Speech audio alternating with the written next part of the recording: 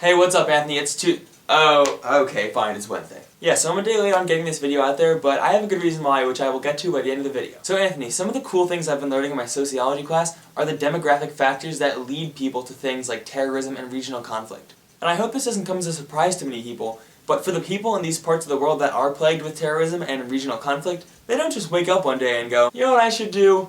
Hurt lots of people. Yeah, that doesn't happen. There are some demographic factors that cause people to think differently about these to the point where they actually do participate in them. The people in these countries that are plagued with terrorism and regional conflict simply don't have the infrastructural elements required to live a good quality of life. Some of the infrastructural components that we often take for granted include literacy, drinkable water, democracy, employment, and sexual freedom. Sexual freedom? That's right, sexual freedom. Many citizens of these countries and regions that are plagued by terrorism and regional conflict follow religions that discourage premarital sex. So they could just get married, right? The problem with that is when two people want to get married, the groom typically has to ask the daughter's father for her hand in marriage. But then the father goes, "Are you economically stable? Where is your job?" Probably in a different language. But the groom can't get a job because there's widespread unemployment. So he's left not being able to marry the woman that he wanted to. So yeah, sexual frustration. And as if literacy, democracy, sexual frustration, underemployment weren't bad enough factors, these factors are all compounded by the huge amount of youth in these countries. The global average for the amount of children a woman will typically have is around 2.2. But in these countries plagued by terrorism and regional conflict, the averages are more around 3, 4, 5, even 6 and 7. Which means there are more and more people, young people with lots of energy, experiencing these terrible conditions. They're stuck in an awful environment and don't want to live like that for the rest of their life. Anthony, could you imagine not having a job, not being able to read, not being able to marry who you wanted to, and not being able to live in a free country? These citizens feel totally powerless. And it's in this powerless what am I doing here state that they start to begin seriously considering things like terrorism and regional conflict. These options provide these poor people with what they haven't had before, a meaning and power. Now those are both provided to them in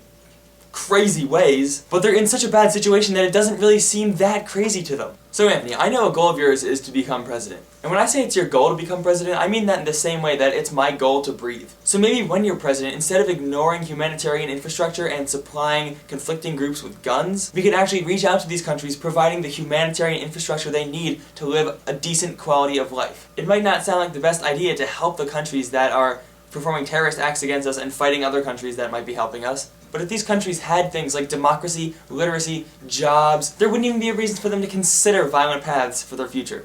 By the way, if you think some of these conditions like unemployment and illiteracy sound kind of familiar, that's because they are. People in our inner cities have many similar issues. Their education is bad, they can't get a job, and they usually wind up joining a gang of some sort. Now, I know that gangs and terrorist groups and other violent groups probably do coerce people to join them, but with basic conditions that provide people good futures like education and employment, there'd be no reason to do something with your life that has such a high chance of you hurting yourself and hurting others. There are 2 points I want to stress from all this. One, which I hope I've hammered home by now, is that we need better infrastructure in these places that are plagued by these types of violent issues, because that will be the best way for them to get out of these situations. Two, I want to stress that all the people involved in these things are not inherently bad. They might look bad because they're committing these terrible violent acts, but these people are products of their environment. The only thing that was there for them when every other component of their society wasn't, was this violence. And that's how they felt connected to it. I think too often we believe that, oh, these people just hate that one country, so of course they're gonna fight. There are a lot of other factors that contribute to that kind of stuff.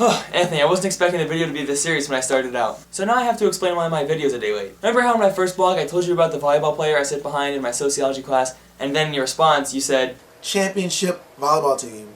You can't beat that. Can you get her autograph for me? I have like this poster, you know, kind of a big volleyball fan, so maybe if you could just go ahead and do that for me. That'd be awesome." Well, check this out. What? There you go. There's your signature. Now, because of this, I'm pretty sure she's going to watch the episodes where we talked about her in this signature, which means she'll probably go back to the first episode where I called her very attractive, and I guess this one too. So that'll be pretty interesting. I'll see you on Friday, Anthony, or whenever you get your video out because I was a day late. Okay, there's one other thing you should know, Anthony. So, I actually took a video of Kendall, the volleyball player, signing her autograph, and then in the process of importing it and just editing the video, I accidentally deleted it. So, yeah, I guess, I mean, I can't really ask her to sign something else again. It's already a slightly awkward situation to begin with, so I'm going to try to recover it. I think I'll be able to. I'll have to buy this program, but, you know, it wouldn't have fit for the video today, so I'll try to recover it and get it to you some other time.